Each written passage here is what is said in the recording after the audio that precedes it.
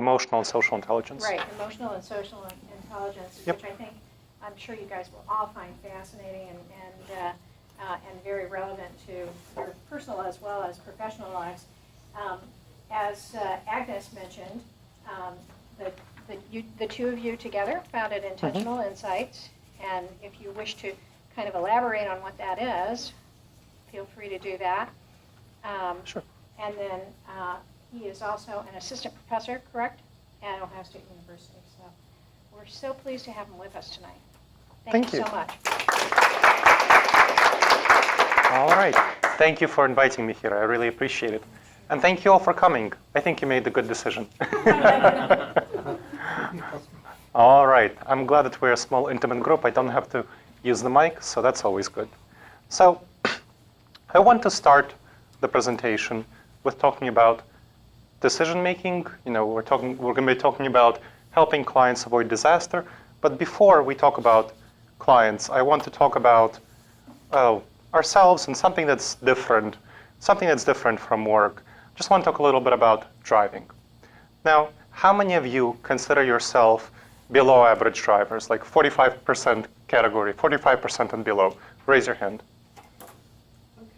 Honesty, I like it. What about average drivers? 45 to 55%.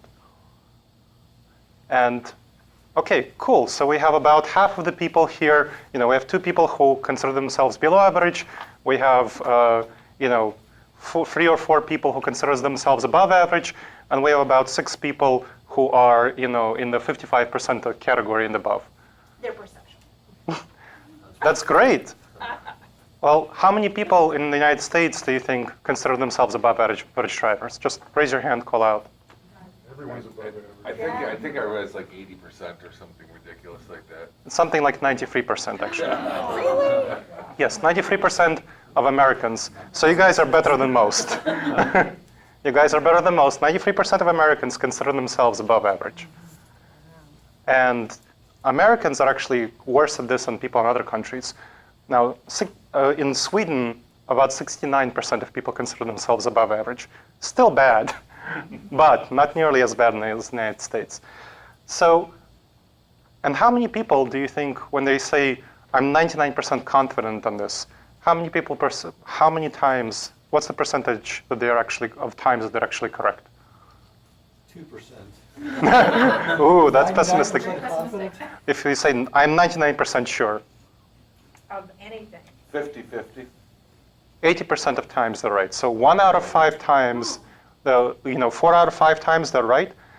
Now think about how much money Las Vegas makes in this difference between people's perceptions and how many times they're actually right. Now, how many times have you heard, be confident, believe in yourself, take your dreams? You can do it. Well, there's a problem in our society.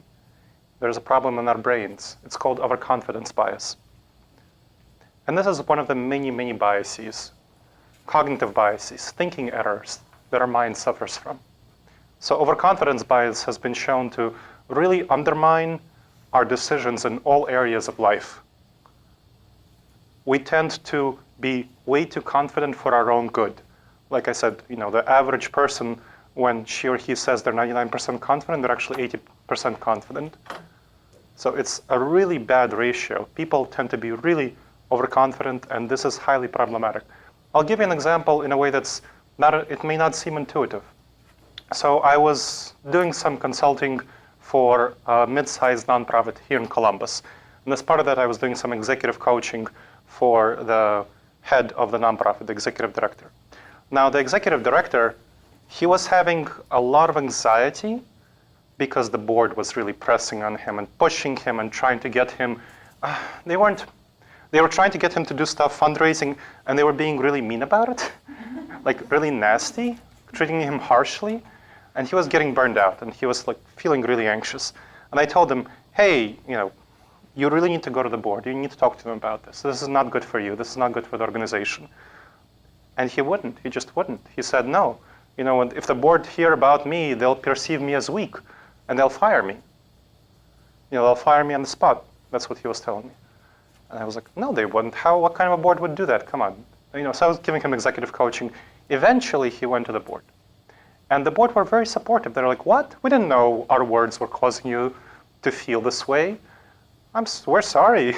We're going to support you. We're going to be really supportive for you. But you know what? It was too late. He was already burned out. And within a few months, he tendered his resignation. So now the nonprofit is doing a pretty expensive executive director search. And he's looking for a new job because he couldn't stay there. He was just really triggered. And you know what? This is a combination of two biases. One is the confidence bias, overconfidence, and one is the pessimism bias. So overconfidence can be associated with both optimism and pessimism. You can be optimistic and overconfident, and you can be pessimistic and overconfident. He was overconfident in his pessimism. He was overconfident that he would have a negative outcome from the board. So overconfidence isn't simply associated with optimism, which is a mistake that people often tend to make when thinking about confidence and overconfidence. They tend to associate it with optimism, but it's also associated with pessimism. So people can be overconfident and optimistic and overconfident and pessimistic. And so that's really important to remember. And these are typical errors that people make that really harm organizations. When I go into organizations, I see both of these things, and they both need to be addressed. Now, the best combination with overconfidence is to calibrate the extent of your overconfidence. How overconfident do you tend to be? We'll talk about how to do that.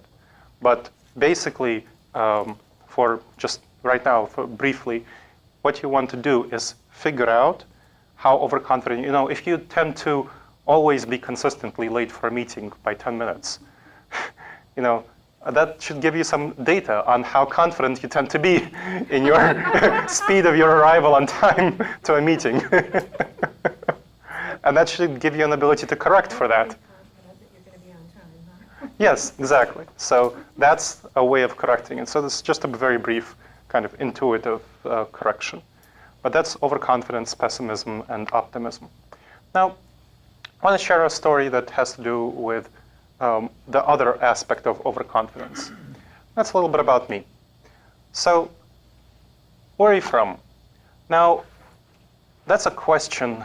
Imagine if you go to a deli, or you go to a restaurant, or you go to a grocery, and you're checking out in the cashier, and you say hello to the cashier, and the cashier says, "Where are you from?" Or you go to the restaurant, and the waitress says, "Where are you from?" Radha knows this. How would you feel? Feel alienated? You feel disheartened? You feel isolated and rejected? That's kind of my experience pretty often. When I get asked that question pretty often. And it's a lot of people with my background, with my accent, and similar people who aren't from around here often get that sort of question. Now, I came here when I was 10, when my parents brought me here from the former Soviet Union, from this little country called Moldova. That's where I'm from, if you're curious. I thought it was Texas. By way of Texas. And they got me to New York City, and I grew up in a pretty situation of poverty. My mom cleaned people's houses. My dad drove a bread truck, so we never lacked for bread, which fell off the back of a truck. So in that kind of context, I was growing up. I was surrounded by friends who were mainly from Russia, kind of Russian immigrants, and I was in that circle. Now, people who were outside of that circle made fun of me, and I had kind of bullies beat me up for my accent. But in that sort of environment, I was thinking about whether I should drop my accent or not drop my accent, change my accent or not change my accent. I decided I wanted to retain it as part of my cultural heritage. And, I thought it wouldn't cost me much. It would just be my accent, and, I'd be part of my community with Russian people. Well, it turned out to be pretty costly. I was overconfident about how the lack of costs of that decision. Because once I moved out of New York, now New York is a cultural hodgepodge. Not a big deal if you have a Russian-American background there. Once I moved out and I started living in North Carolina and then Ohio, that's when it became a big deal. That's when it became a problem. So I didn't think about that. I didn't think about the long-term consequences. And I didn't think about the research on overconfidence and about the research on foreign accents. It actually turns out that if you have a foreign accent, you're statistically less likely to get a job. You're statistically less likely to be trusted by people if you have a foreign accent. Here, the psychologist in the room is nodding. Yes, that's what the research shows. I didn't know that when I was deciding on whether to keep my accent or not.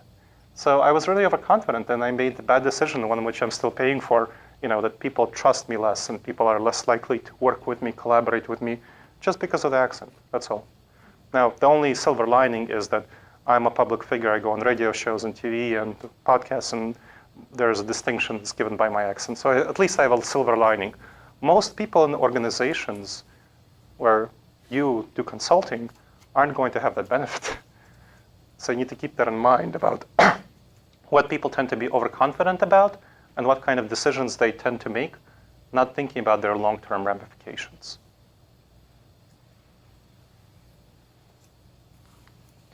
So now I'm going to talk about the presentation as a whole, just so you know what you're going to be taking away from it, what the structure is.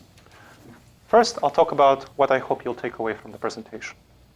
Then I will ask you to choose a decision that you'll be thinking about and make through the process of decision making, one that you're thinking about or that your clients are thinking about, so that you'll use it as something that you'll practice with.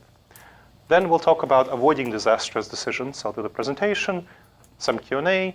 Avoiding disasters after a decision was made, that's a separate activity. So first is avoiding disastrous decisions, and second, avoiding disasters once a decision is made. And then we'll have a group discussion as part of that. And then we'll have a final Q&A. And I'll talk about tip sheets that you can get for free if you wish. So let's talk about the takeaways that I hope you will get. First, our emotions are central to decision-making.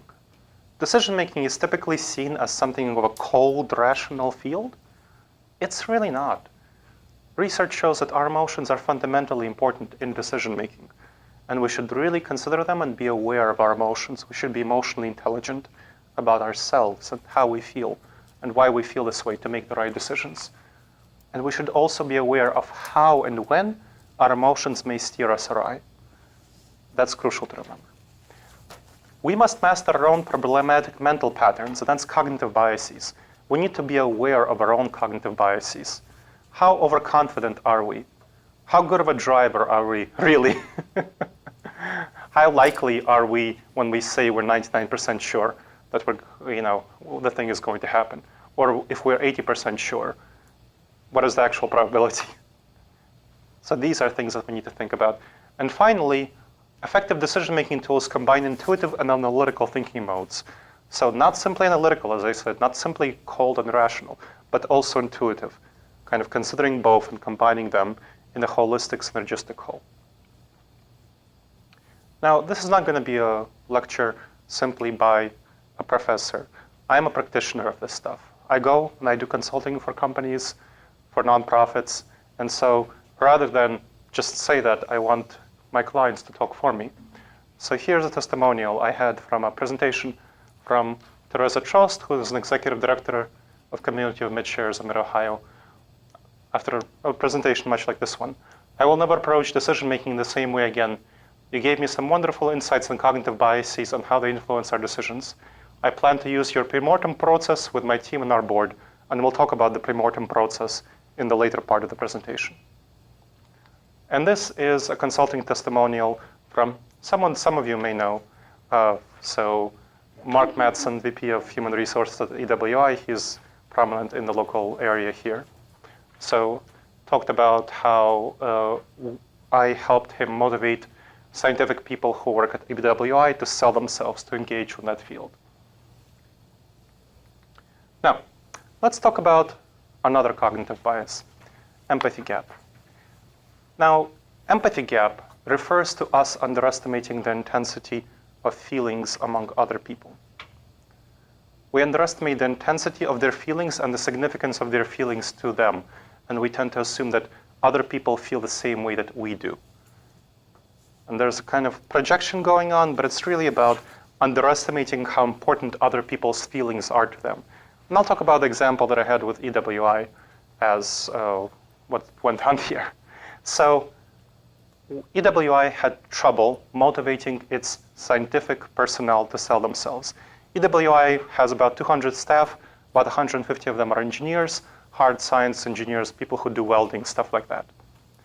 And one of their goals was to get these people to sell the products of the company, to sell the services. What EWI does is provide consulting for companies. So they solve problems for other hard science companies, for other companies that do welding, and they need some problem solved, and they go to EWI. In order for that to happen, it needs to be known as a source of credibility and expertise in the market. And in order for that to happen, its engineers need to do white papers and thought leadership papers and presentations. And its engineers weren't doing that. And they were just like, why aren't the engineers doing that? Let's give our engineers some training on how to do that. And they gave them training, and they still weren't doing that. And they were like, well, what's going on? Why aren't our engineers doing that? Well, are they lazy? Are they incompetent? And so Mark and I talked, and he brought me in as someone who can help diagnose the situation. And it turned out that the engineers simply weren't really motivated to sell themselves. They are really engaged with their work. They're technical people. That's what they think about. They think about their problems. And they don't like marketing. They don't like selling. And I told that to Mark, and Mark said in so many words, what, our engineers have emotions? I mean, he was semi-joking, obviously, but really, I mean, you remember that, the previous presentation? Agnes knows. You remember Mark was at the previous presentation I did. What did he say? Yeah, he was there and he agreed. It's just not intuitive, I guess. They're just like, no, like, oh, you're a scientist or you're a computer programmer. It's just a common myth that some people are free of emotions just because of their jobs. It's a myth. And just because engineers don't show emotions doesn't mean that they don't have emotions. And so this is an example of empathy gap and how it takes place in companies. Companies tend to assume often that their personnel are robots. And they don't consider the emotions of their personnel and how to get their personnel emotionally engaged with what they need to do if those personnel are not already engaged, as engineers aren't engaged with selling. So we changed the conversation. We changed how we talk to them. Instead of talking about branding and selling, I talked about getting engineers to be engaged with getting reputation among their peers and being thought leaders in their fields. Now, engineers are emotionally motivated with being thought leaders. They are emotionally motivated by being seen positively among their peers and having social reputation among their cohort. That was really important to them. And after that, they got much more engaged, and they did many more presentations and thought leadership papers. And it all came about from changing the way that the company tried to encourage and motivate its engineers to talk to its people. The communication to internal stakeholders was lacking. And that was a crucial problem here. That was the fundamental issue. And it didn't cost the company anything. It didn't cost the company anything to change it except changing its mindset, except changing the language. From branding and selling to thought leadership, reputation, peer engagement. And that's all. And people were motivated. It's all about reframing the conversation. So in order to do that, what happened? Diagnosing the problem, recognizing the sympathy gap, and then addressing the empathy gap.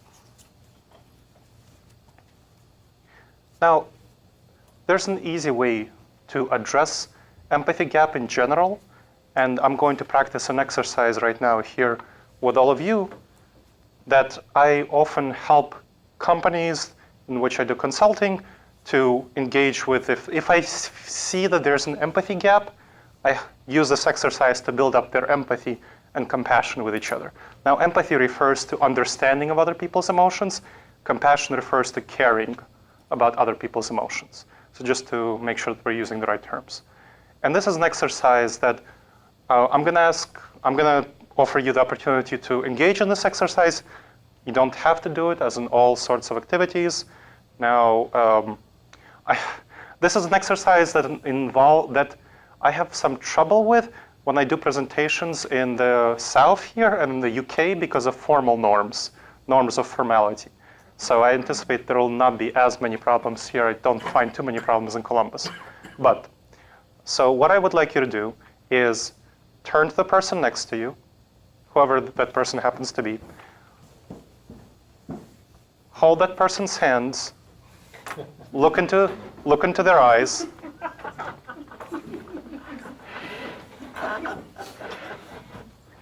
Actually, personal here. There you go. We're gonna do it right. Okay. And tell that person, I care about you as one person at a time. One person at a time.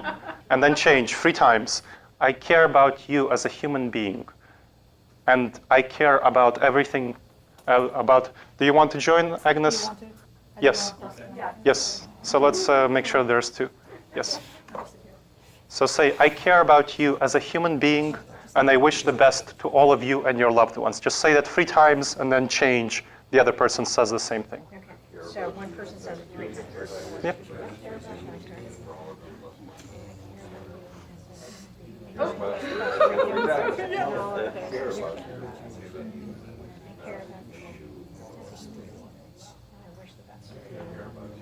David, I care about you as a human being, and I wish all the best to you and your loved ones.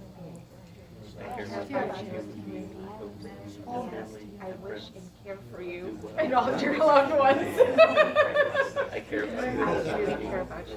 Right. And you care about us. Yes.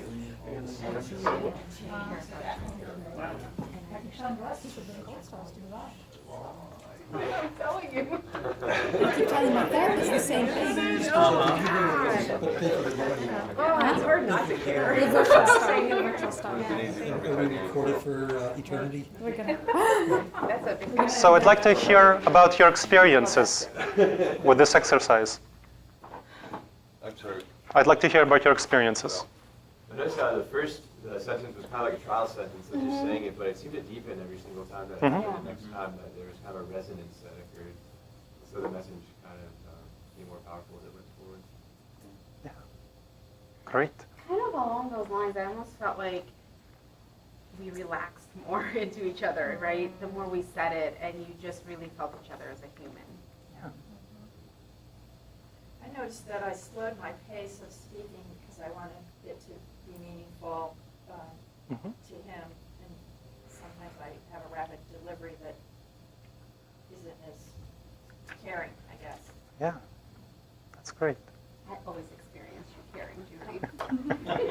Thank you. I looked in your life partner's eyes. That's great. And then I forgot we were supposed to do it 3 times. I wasn't sure why we kept repeating ourselves. No worries. It's just so authentic, right? That's very authentic.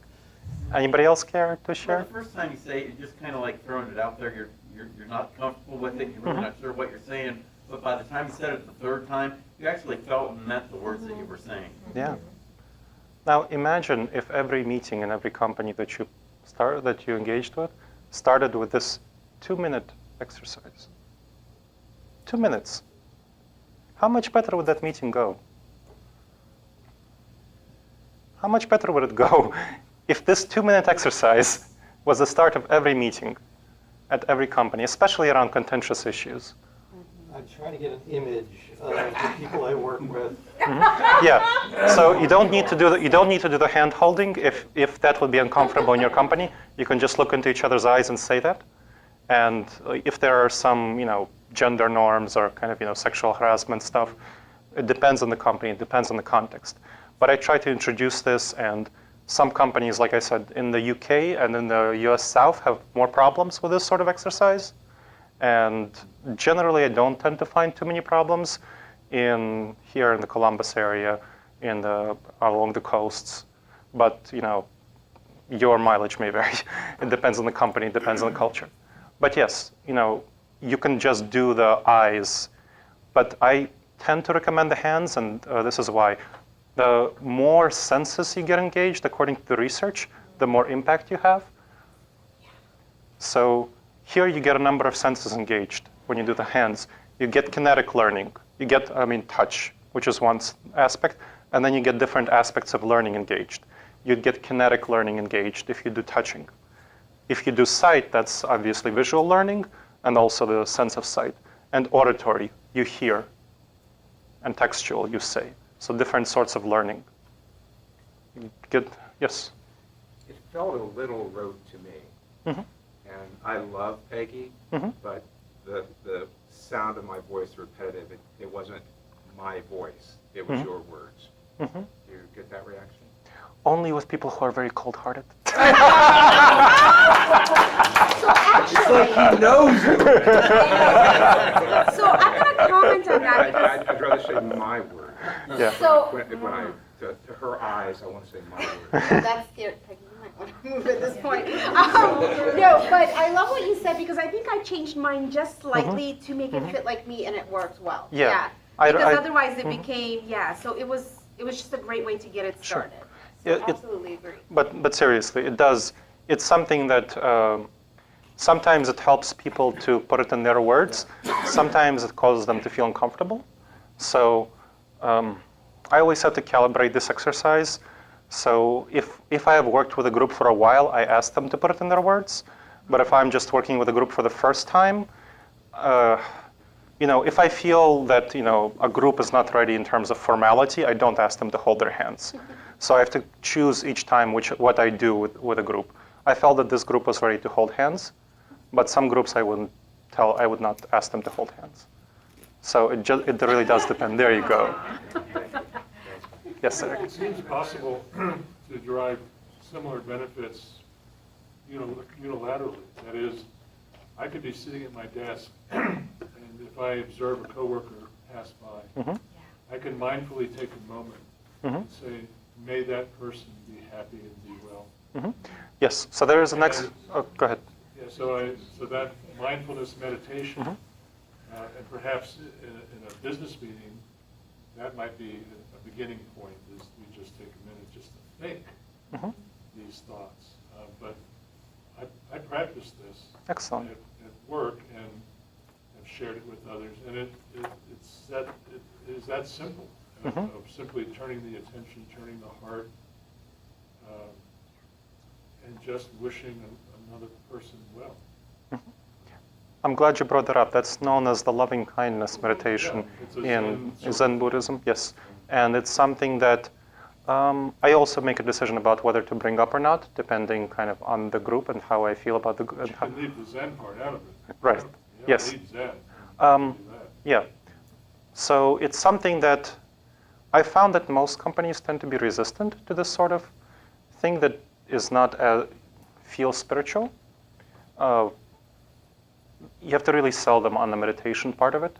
And so when I do a presentation that specifically focuses on meditation, I don't do too many of those, but I talk about the loving kindness as one sort of meditation you do. But I find that you have to do a lot of kind of, leading them up to this point where they're in a space where they're comfortable.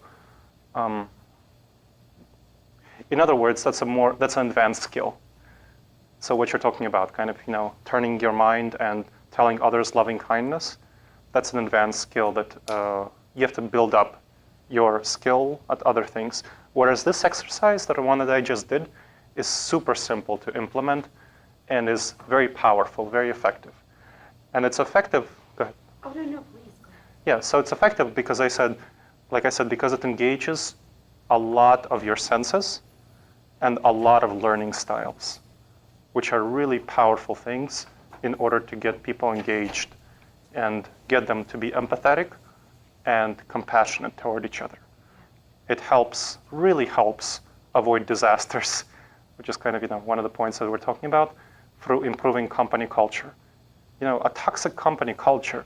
Right now, I'm being brought on to help address a nonprofit which has a toxic company culture, and I definitely plan to do this exercise as part of my activities there, because any company that has toxic culture, this really helps address that, and it helps people remember they're human beings, and other people that they're working with are also human beings.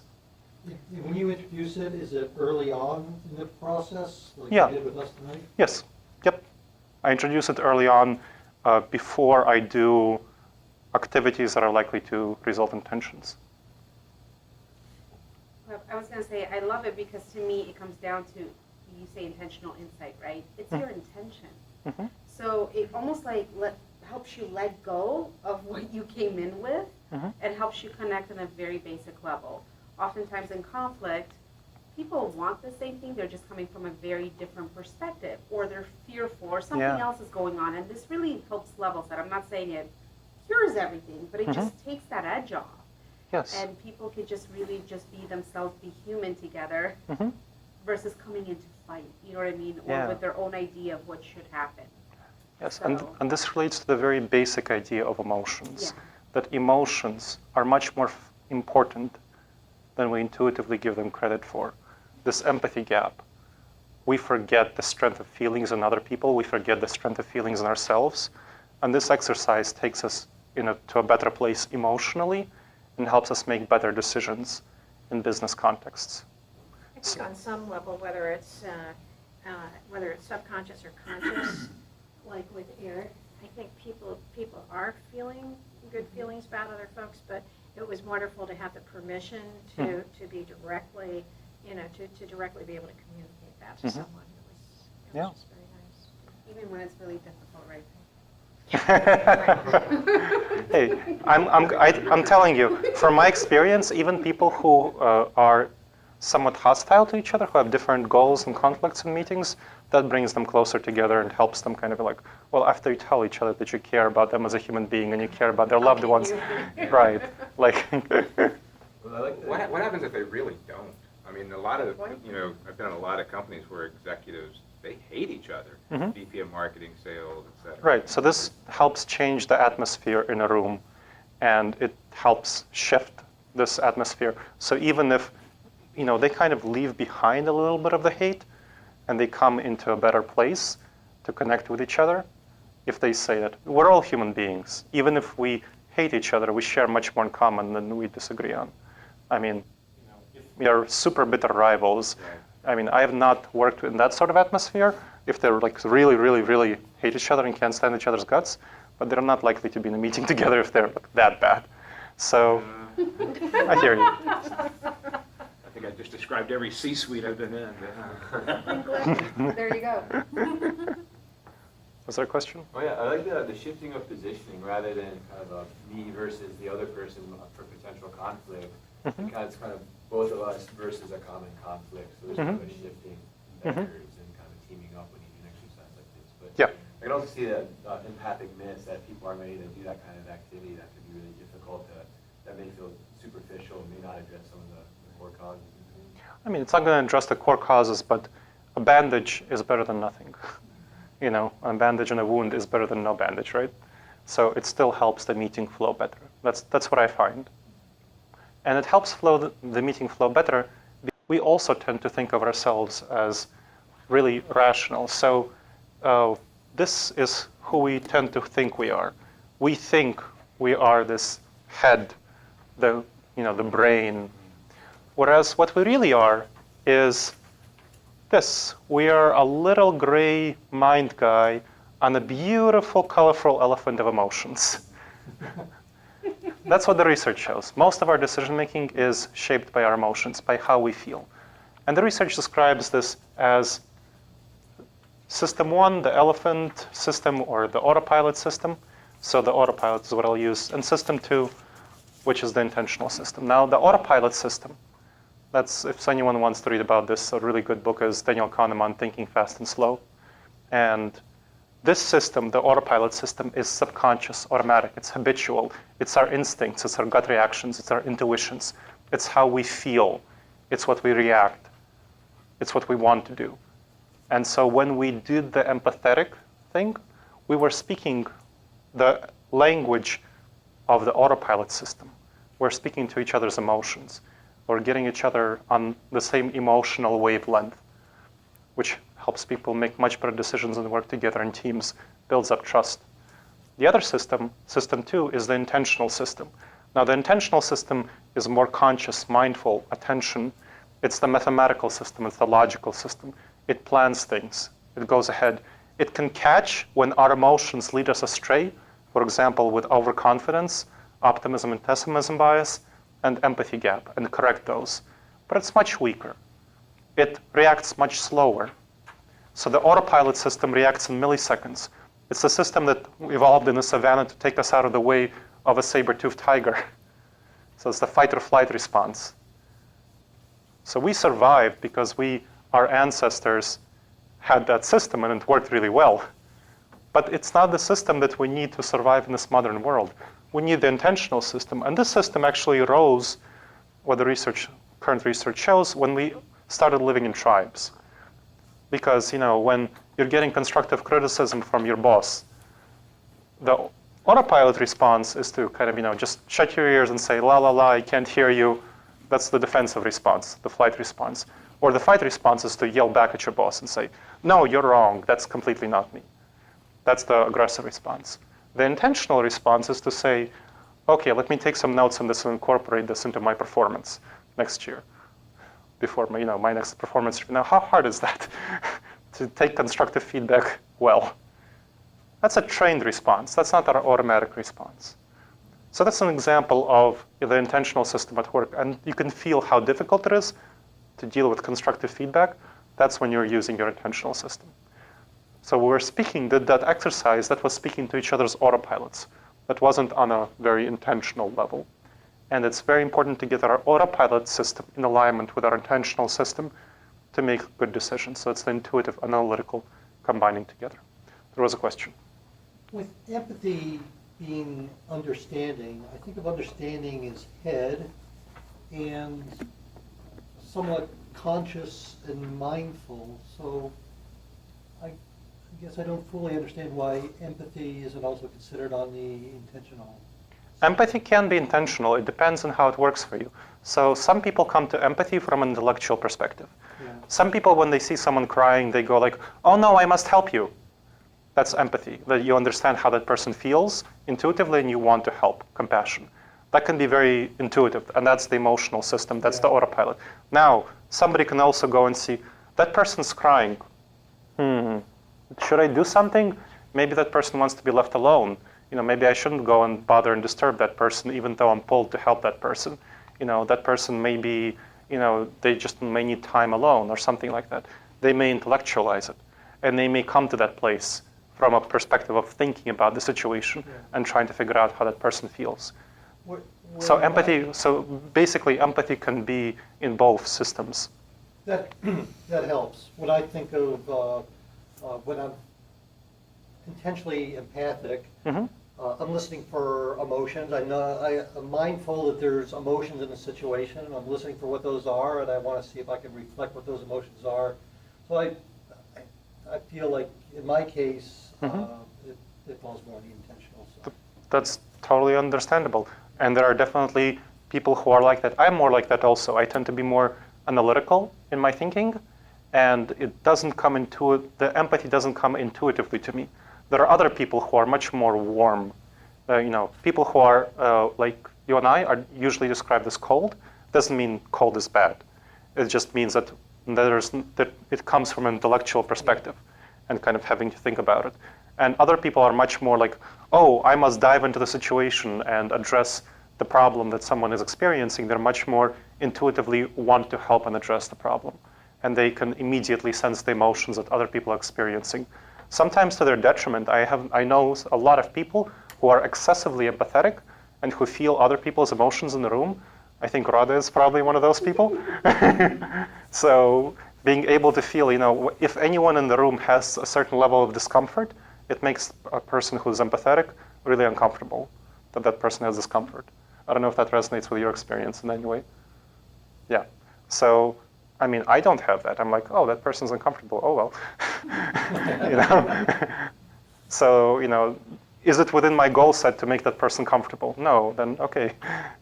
No, so I'm come to it from a much more intellectual perspective. So that's a difference. Thank you for making me feel comfortable with that question. So thank you for making me feel comfortable with that question. Excellent. And I love that it's not a good or bad thing. It's just understanding how both can be leveraged in a more productive way, right? To Absolutely. help you with whatever you're trying to achieve. So, Absolutely, yeah. There's no good or bad. It's just a thing that's about somebody's personality. yeah. So, dealing with cognitive biases. We want to put numbers on it. This is the best way of dealing with cognitive biases, by calibrating your intuitions and seeing where you are and figuring out where your mind is likely to steer you wrong and putting numbers on the situation. Now, if this was a half-day workshop, I'd go really deeply into how to put numbers on it. But to give you a sense of it, I gave you the example with if you're late to something and how to put numbers on it. You can do that with any sort of decision. If, let's say, you perceive an empathy gap, consider, whether when someone has feelings about a situation, think about what's the intensity of their feelings on a scale of 1 to 10. Just estimate, guess your reaction. And then ask them what their feeling is about the issue on a scale of 1 to 10. That's a very easy way to address empathy gap.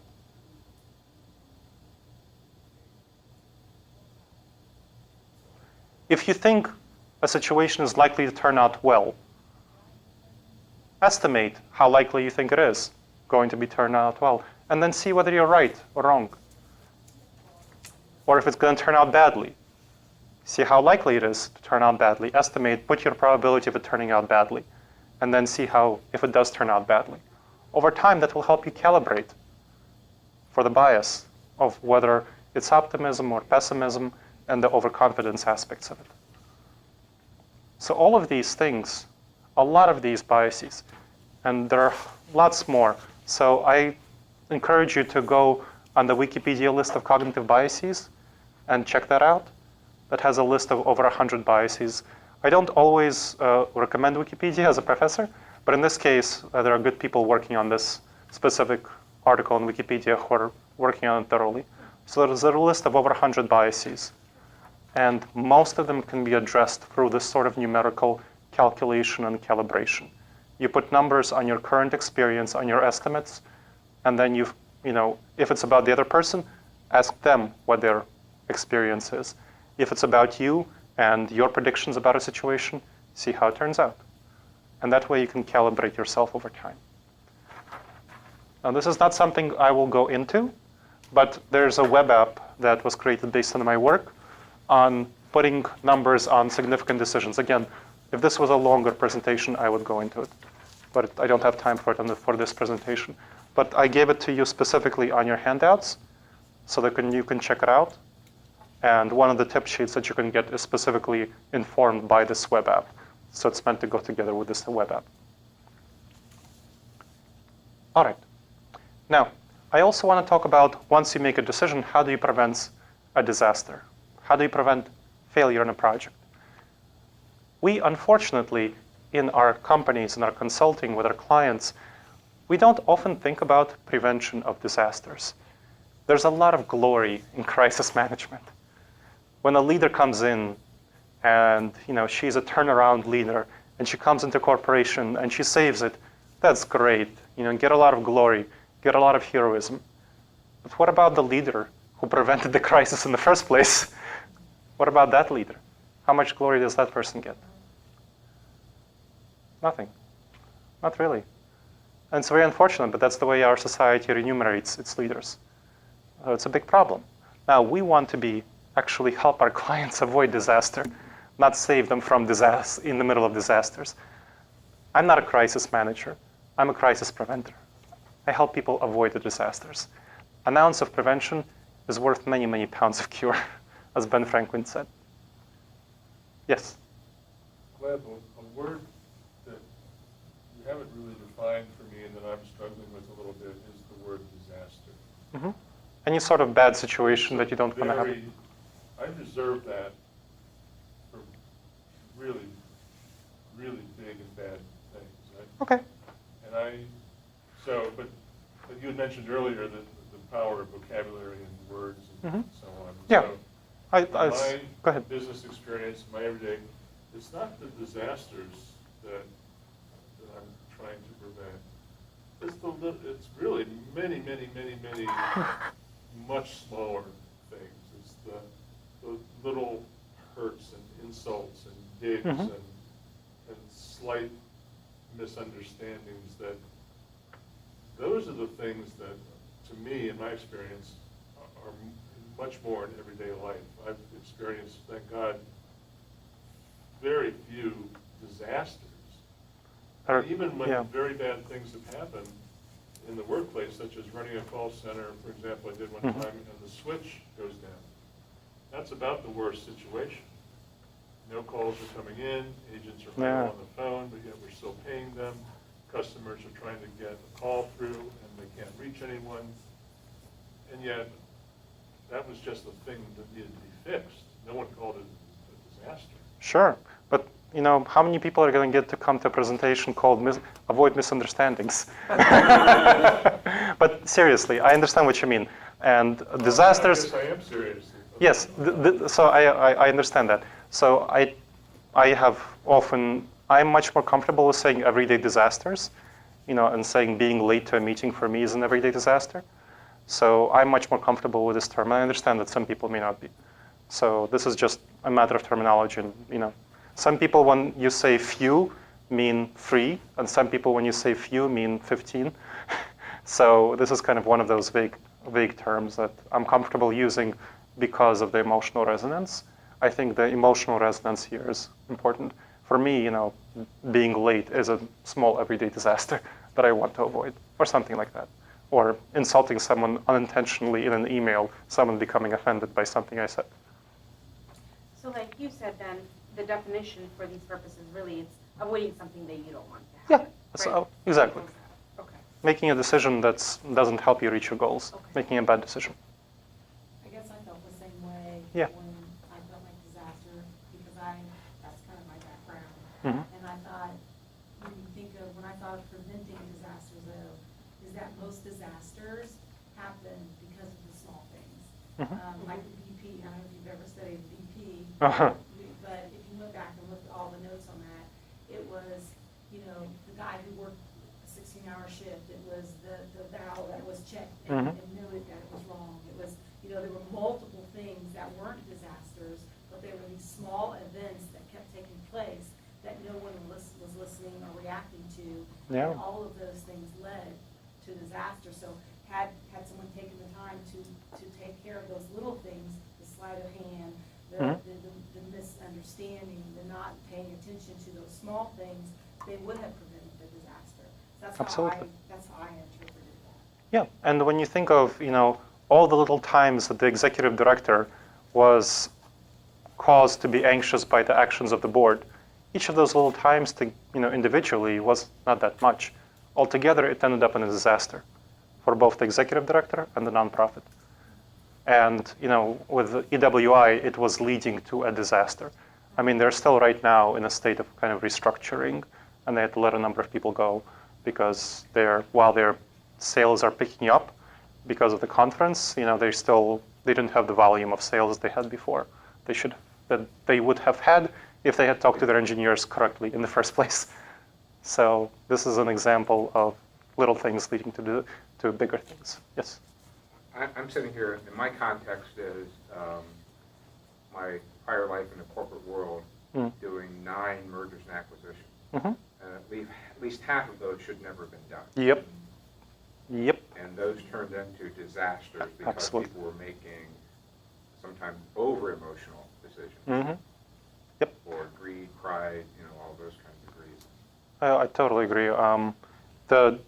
This app helps evaluate whether you're making a good decision on any sort of question, like merger, like moving headquarters, like hiring an employee, like rolling out a product, so sort of things like that. Thank you. That's a good context for the organizational lens. Yep, absolutely. So I mean, I'm focusing on the organizational lens here. And what you want to do if you do decide on a merger. So preventing a disaster, you know, I'm right now working with a nonprofit that is doing a merger, and they are bringing me in to do this process, which is called a premortem. And the premortem is a way of avoiding a disaster once you made a decision. So a postmortem is, you know, what the Trump administration is doing right now after dismissing Comey. Why did it go wrong and what happened there? Why did that turn into such a disastrous thing? So that's a post-mortem. Why did the situation go wrong? Or it's what the Hillary Clinton campaign has been doing for quite a while. Why did that go wrong? What happened there? Why did we lose? A pre-mortem is looking in advance. What can go wrong and how do we fix it in advance? So this is a very strategic approach, which involves 6 steps. That is one of the tip sheets that I have is about the pre-mortem. So one is about decision making, and one is about the pre-mortem. So the first step is going to be gathering stakeholders in the meeting. And you want to ensure a mix of people with expertise on the topic and ability to make decisions. So for example, I was doing a consulting project for a software company in San Francisco, about 1,300 employees, which were moving to a different performance management system to basically change their evaluation from hour billed per client to a peer review system, to team-based peer review. So we gathered together the HR, the VP of the HR VP, the CFO, then the executive director, of course, 2 higher level managers, and also I encouraged, strongly based my encouragement, 2 representatives from ordinary people, programmers. So 1 representative of the typical white males in the company, and 1 person who was an Indian woman from the diversity committee, who was in the diversity committee there. So gather them all in the room, and you want, again, both expertise and authority. Then explaining all the steps. Now, a pre-mortem involves getting everyone to describe anonymously why the situation may fail. You ask all to imagine a future where the project definitively failed. Absolutely, no question, totally failed. And then ask each participant to write possible reasons for failure anonymously, especially reasons that might be seen as rude or unpopular. And then you want a facilitator, ideally independent, brought in from outside, to gather written comment and read them aloud. That way you don't know who said anything, you don't know anyone's signature, the person can facilitate that conversation. And so in this case, the CEO was pushing back on the anonymous kind of evaluation. I had to explain to the CEO that she would not get responses that were as honest if it wasn't anonymous. So there would be things like groupthink, which is another bias, where people defer to the expertise of the top leader, or what's known as shoot the messenger or the mom effect. And that's another cognitive bias where people are not willing to tell you the honest truth because they know that negative information will be associated with them, and they don't pass up the information up the organizational hierarchy. So both of those are things that are really harmful in group decision making, which is why anonymous decisions on a pre-mortem are really helpful. So we gathered a number of reasons, and then we discussed all the reasons that were brought up, paying particular attention to those that seem rude and unpopular or dangerous to careers.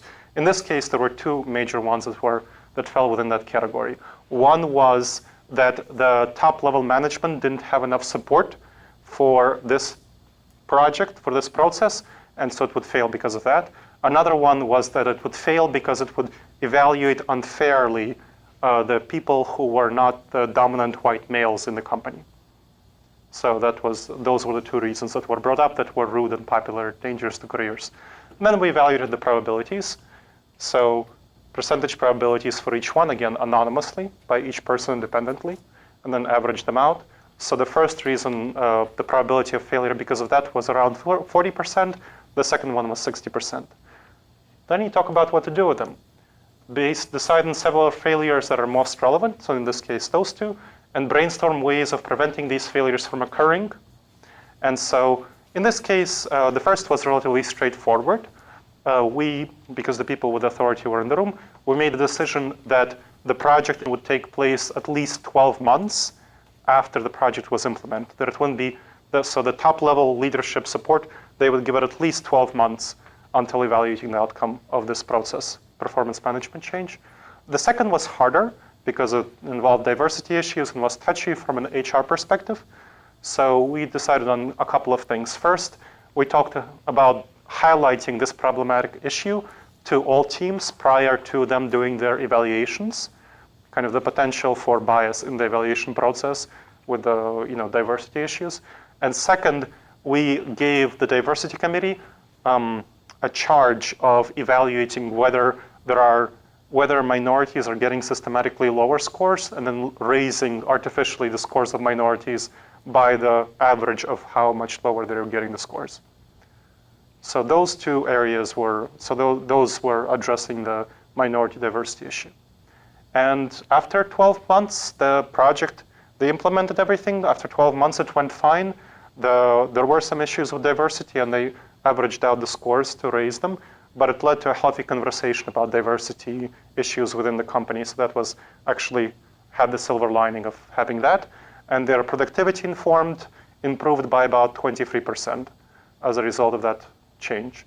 So that they were all the outcome was quite good overall for that company. Gleb, how long did the pre-mortem process take? The pre-mortem process, Led them through this? it's about, it's a minimum an hour, but usually about an hour and a half to 2 hours. But an hour is sufficient if there's not more time. So they gave their kind of worst case scenario feedback, and then someone who was not part of the group? Yeah, an independent facilitator gathered them, and then we chose several things to focus on. In this case, 2, because those were the most problematic, and we decided those were the things worth discussing, and then brainstorm ways of solving them. And one of the tip sheets, like I said, is specifically describing the pre-mortem process. So now I know we're going to run until 7:30, so we have a little bit of time. I'd like you to turn to the person with whom you previously partnered and discuss a situation, the decision that you previously wrote down that you were thinking about, and how you would solve that for a pre-mortem process. And so take a couple of minutes each to discuss that and what kind of problems you anticipate with it and how it can be resolved. The decision we're about to make, I don't think we did that yet. I don't think we wrote down our decision. Oh, that's something I forgot to ask you to do. Okay, so a decision that, my mistake. A decision that you are thinking about or that a client might be making that you want to process with somebody and get some help on. So 2 minutes each, okay?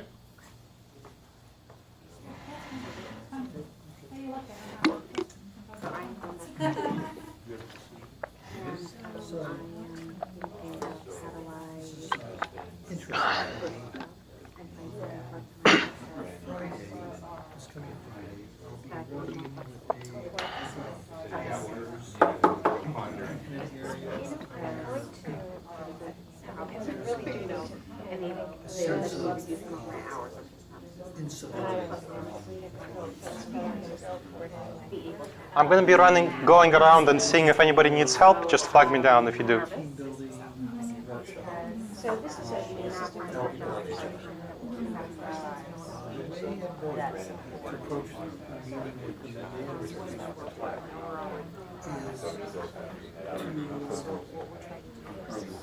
One, understanding more about their concerns and their issues, but then seeing the folks that now can be They already have some answers. More in a reality based on reality. Sit in some groups and see what's going on. So ignore me. Sure. So I'm actually trying to see what we're supposed to be doing. So try to figure out your decision very quickly with a gut intuitive pre-mortem process. What can go wrong, and get advice from the other person on how to address it. Yes, what do you think you hear off? Dissolution of the partnership. Yeah, good. Put that in the disaster better. Yeah, I do that too. See, yours is really very similar to ours because we were in the midst of putting together our EPM Brainstorm for the potential solutions solutions. for our Together. operations. So we're matching up the regular to But we don't have any developed. And so it's kind of like, how do we determine the method? What's the Oh, big buckets. I've been there, done that. I just want to do it again. It's part-time, but it's going classes. But it is, it's counseling, so it's pretty intense. So we're just kind of. But we're also in the process.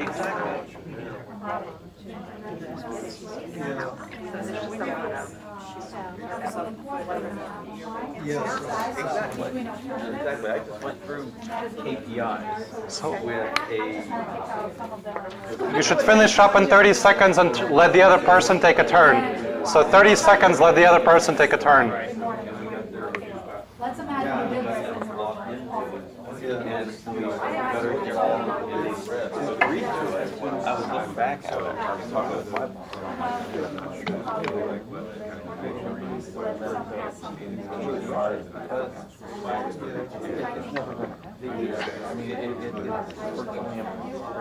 And so then we had another discussion on that.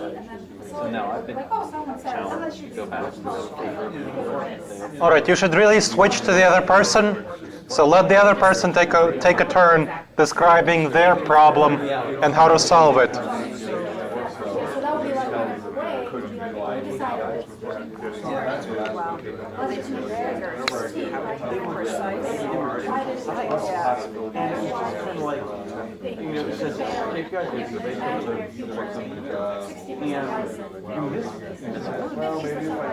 You're done. And we're coming up on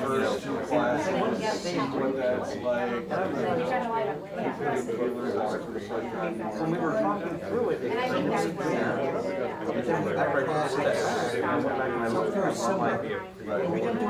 no one's going to be able to achieve this. So we set them up for failure. And we want to be good partners. We want them to be good partners.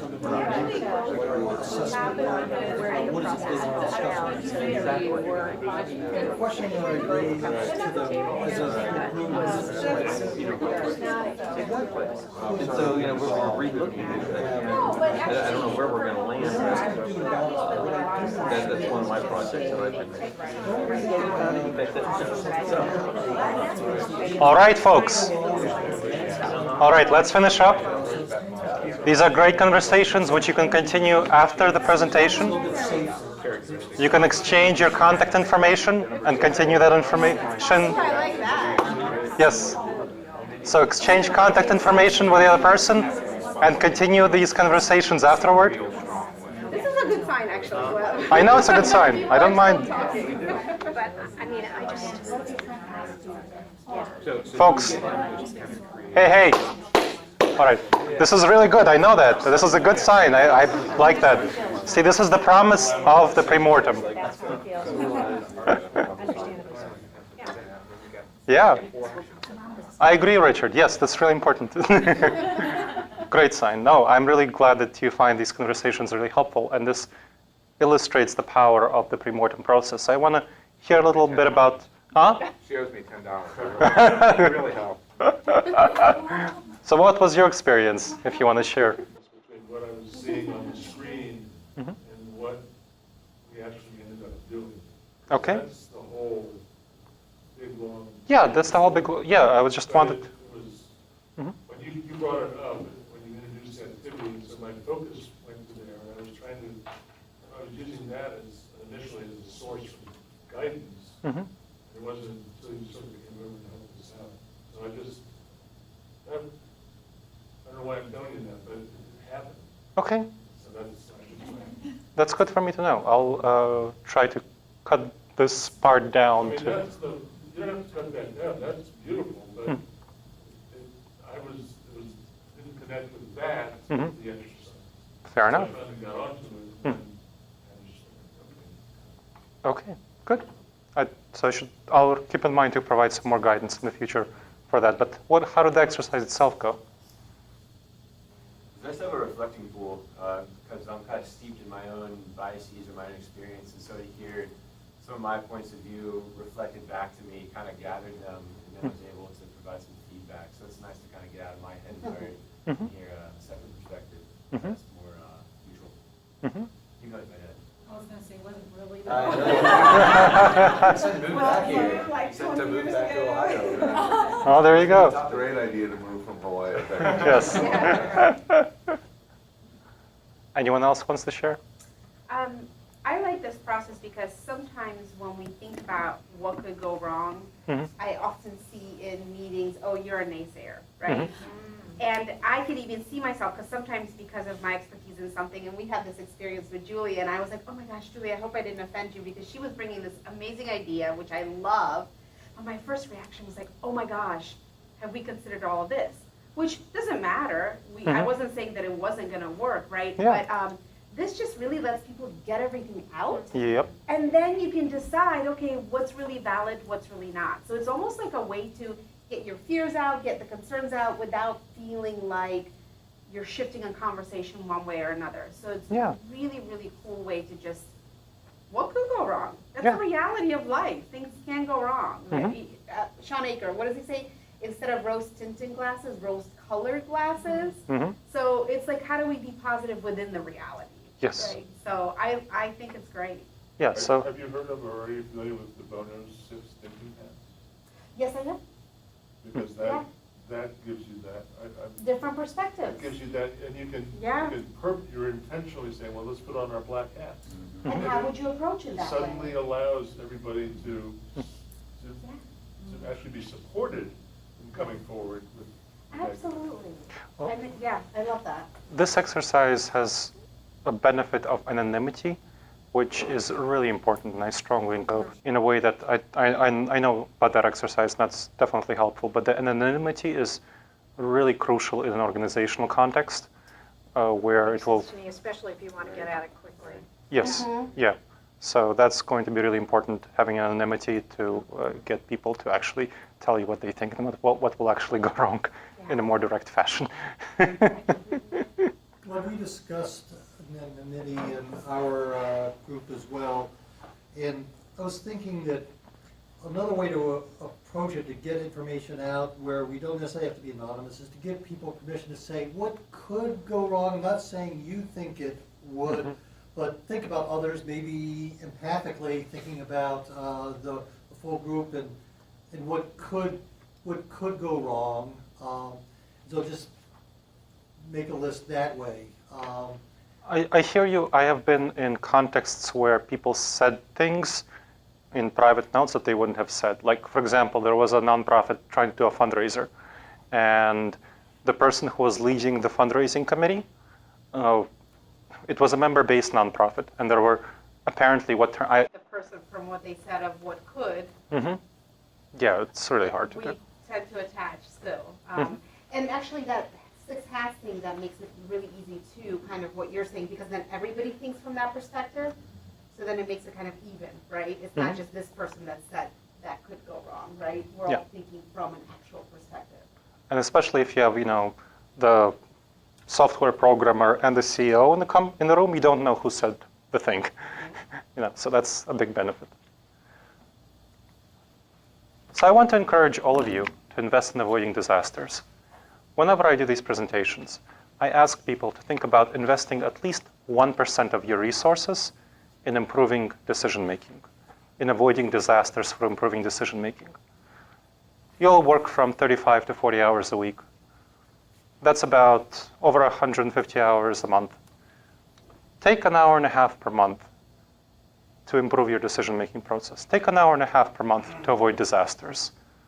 Read books about this topic. Go to seminars. Get coaching. Take online classes in avoiding disasters. Spend 1% of your money on avoiding disasters.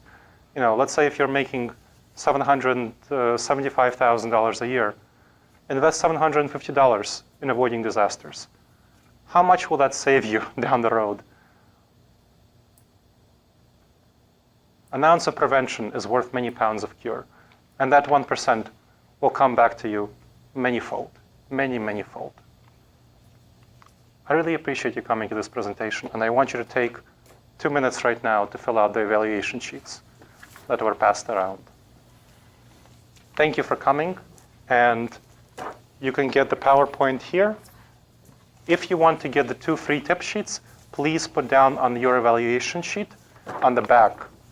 Just write tip sheets, and I will send you the 2 tip sheets. So write the tip sheets to get the tip sheet on avoiding disastrous decisions and avoiding disasters once a decision is made.